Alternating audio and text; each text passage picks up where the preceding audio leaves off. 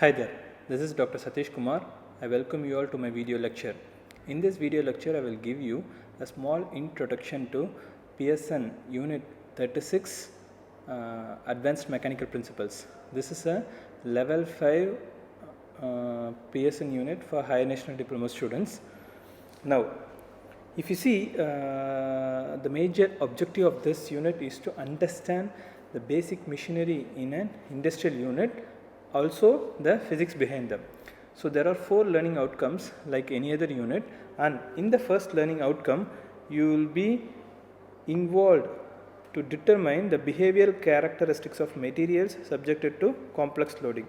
That is, you will understand the definition of Poisson's ratio and its values for different materials. Okay. Also you will understand the relationship between elastic constants. When I say elastic constants, I mean elasticity modulus, bulk modulus, rigidity modulus. Okay. So you will study about the relationship between these elastic constants and their respective relationship with Poisson's ratio. That will be very interesting.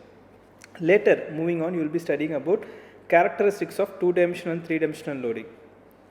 So in this part, when I say about characteristics of 2-dimensional, 3-dimensional loading, you will understand how the stress calculations differ, okay, for when it comes to a 2-dimensional part, and how we include the 3rd dimension, okay, and we calculate the stresses and strains accordingly.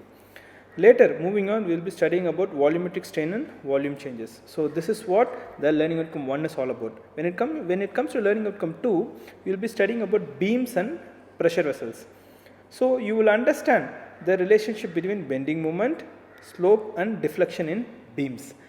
In our unit 8 mechanical principles, we studied the same Pearson unit 8.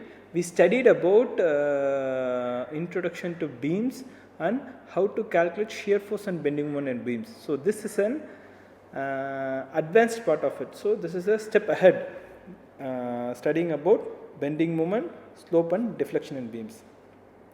Later you will be calculating slope and deflection using Maclauy's method and also double integration method. Finally, you will be studying about thin-walled and thick-walled pressure vessels. Okay, it will be very interesting to learn about that. When it comes to learning outcome 3, it is all about power transmission systems. You will be studying about 4 important power transmission elements. The first one is flat and V-section belt drives. The second one, friction clutches. The third one, epicyclic and differential gearings. And the fourth one, areas of failure. So these are all the important parts you are going to study in learning outcome 3. When it comes to learning outcome 4, you will be studying about cams, radial plate and cylindrical cams. Okay.